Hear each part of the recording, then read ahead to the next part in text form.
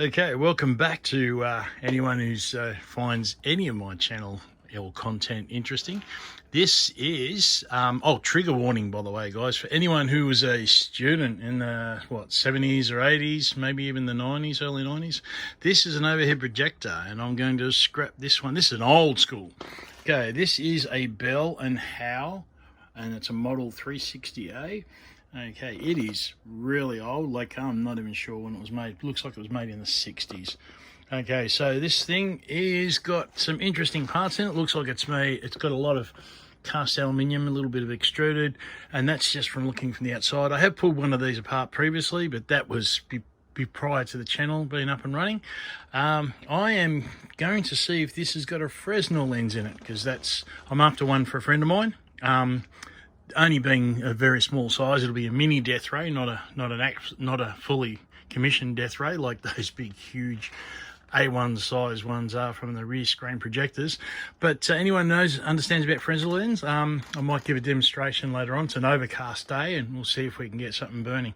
All right, okay, I'll start stripping this and I'll get back to you in a sec. Alrighty, all you beautiful humans out there, anyone who's okay, I found a very interesting tag down here. It turns out this was made in 1975, or delivered in the third month of 1975. It's an Australian Army projector. It was made for the Australian Army. It's got a UN number there, that's 6730-66. Now the 66, that's Australia, all right, when it comes to UN numbers.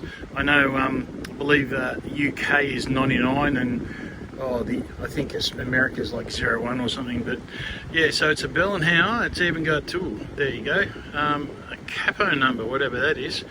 Yeah, okay, so I've now got my first Australian Army tag in my surplus of scrap. That's going on the wall. That is definitely going on the trophy wall, which still pretty bare. All right, now this I remember from my time in the armed services. I'd only spent 3 years in part-time, but this thing here I took off the back. That's actually for a roll of transparent plastic, where you would actually have like you could literally have like a moving scene, and you would just roll it underneath, and you would watch a whole series unfold, whether it be someone moving or explaining diagrams or whatever the case may be. And yeah, that meant you in for a long time, sitting there in the dark trying not to fall asleep. Yeah, okay, this is very, very old. It's all flathead screws, and they are well and truly embedded, so this is going to take a while. All right, so that overhead projecting part held on an arm, and yeah, if anyone actually remembers these things back before we had computer graphics, yeah, look at that. That's the inner workings of one. If you ever wanted to know how they work. And there is a tensioner just there. There's like a little screw that puts that little tension bar on to make sure that actually has friction and climbs up the post with each turn. Oh crikey, that brings back memories. All right, moving on to the next bit.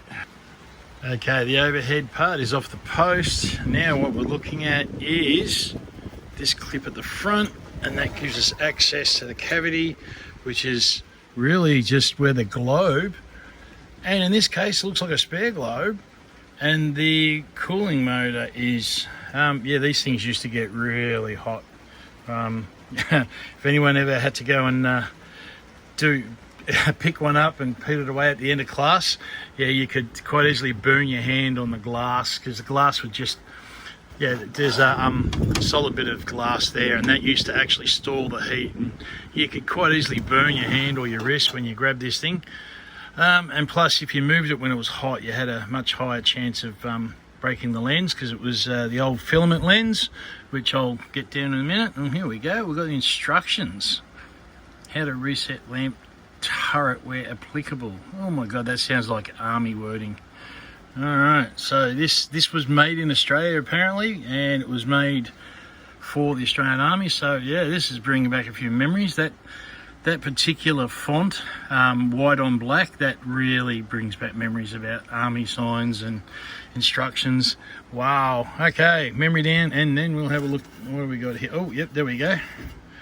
Look at that. Okay, inside there is a, yep, big Phillips lens. Okay, they're probably worth a little pretty penny now if they're still around. All right, I'm gonna keep on pulling apart, even though it's probably worth more as a collector's item put together, but I've started pulling it apart, so I might as well finish it for the video. Because like I said, I really want that Fresnel lens for a friend of mine, and yeah, this, unfortunately, this machine is no longer a museum piece. It's going to be sacrificed for something useful. All right, okay, on to the next bit. Okay, so the lens on this is glass, and it is incredibly thick. Weighs quite a bit as well. Very, very, very nice little bit of architecture there. Yeah, that'll be going straight to the pool room. All right, now the main globe there, and then you would have like a secondary or backup globe in case that one failed, so you can finish your lesson. Usually a smaller one, which in this case it was. Less heat from the smaller ones. So in other words, if you had a heating problem or a cooling problem, and the main globe blew, you could switch it over to the smaller globe, which has a much thicker filament, I believe. But that way you could at least finish your lesson off before you would then send it in for repairs. All right, now over here is got to be the largest micro switch I've ever seen. That's huge. It's almost the size of a matchbox. That's massive. That's technically a micro switch. Yeah, okay, so this thing is engineered to withstand the rigmaroles of being having untrained labour pick it up and put it where the instructor would actually require it to be put. Very, very sturdy, and quite easy to get, well, simple. It's fairly simplistic to get in there and fix things. Okay, and now this is what I was after, which is a Fresnel lens. Okay, this one's actually quite a sturdy one too. It's again over-engineered, and I'll give that a clean, and it's very overcast today. In fact, it's raining. I don't think I'm going to get much out of it, but we'll see. All right, if I can, I'll see if I can give you a demonstration of a little Fresnel lens. Okay, talk to you in a bit. Well, unfortunately, it's too wet and too cloudy for me to do anything with the Fresnel lens, so I'm going to wait until another day, and I'm going to do a video just all about the Fresnel lens. All right, however, the rest of this, it'll take a while just to pick apart that sort of stuff.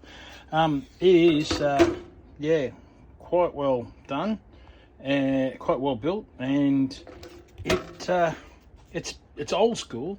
It reminds me a combination of old Meccano and working on the Land Rover. It's pop riveted and dome headed, flat head screws, and yeah, very interesting how it's all put together.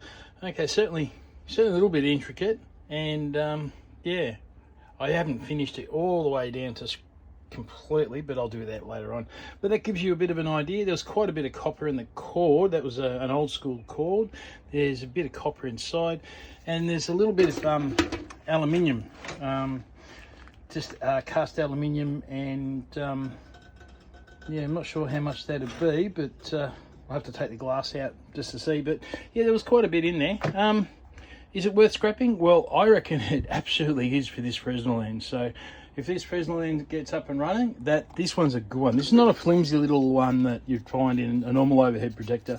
The one I had from the other overhead projector, it was quite brittle and split after a bit of use. But this is solid construction. That's a good one. That's a keeper, that one. All right. Yeah, signing off for this vid, and looks like I might be making a video just on the Fresnel lens later on. Okay, thanks guys. Appreciate your support.